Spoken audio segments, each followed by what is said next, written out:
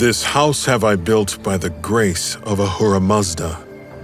May Ahura Mazda and the gods protect me and my kingdom, and what I have built. King Xerxes, 486 BC.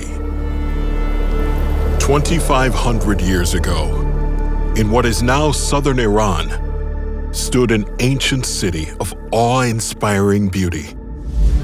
Built by powerful kings, it served as the ceremonial capital of Achaemenid Persia, the largest empire of its time. Today, we know it as Persepolis. Founded by Darius the Great around 518 BC, Persepolis was a monument to the vast power and reach of the empire.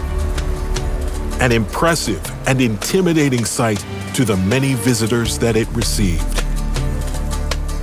Imagine you're one such visitor in the time of King Xerxes, arriving at Persepolis after a long journey across the empire.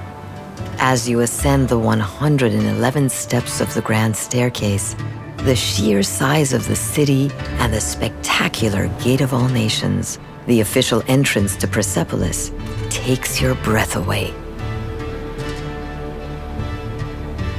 Although built by Xerxes, this magnificent gateway reflects the philosophy of his father, Darius. He employed artisans from many lands to build it, as part of his strategy to express consolidated rule over his vast and diverse empire. Beyond the Gate of All Nations lies the centerpiece of Persepolis, the Apadana. Your audience with the king is finally at hand. On the reliefs outside the Great Hall, a familiar scene. Among the tribute bearers from 23 nations, you see figures from your native land, one holding an item similar to the one you carry now. Entering the main chamber, you are overwhelmed by the grandeur of the hall and by the columns towering above you. At last, you see an enthroned figure. It is Xerxes, king of the lands of many people, king of this great earth, far and wide.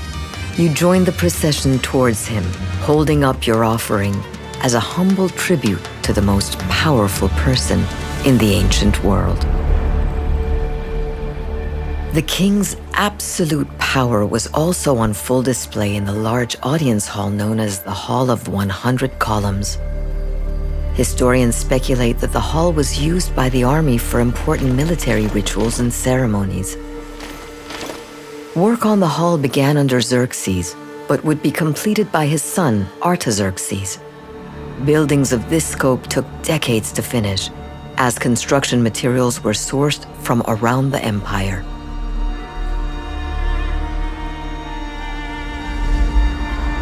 Just south of the Hall of 100 Columns stood the Southeastern Palace, a stately residential area for the king and his family. Away from the bustle of the reception halls, they sat down to eat, drink, and discuss their affairs in these quiet, isolated pockets of the capital. To the west, the Palace of Xerxes. Great feasts may have taken place here, as suggested by relief scenes on the palace staircases.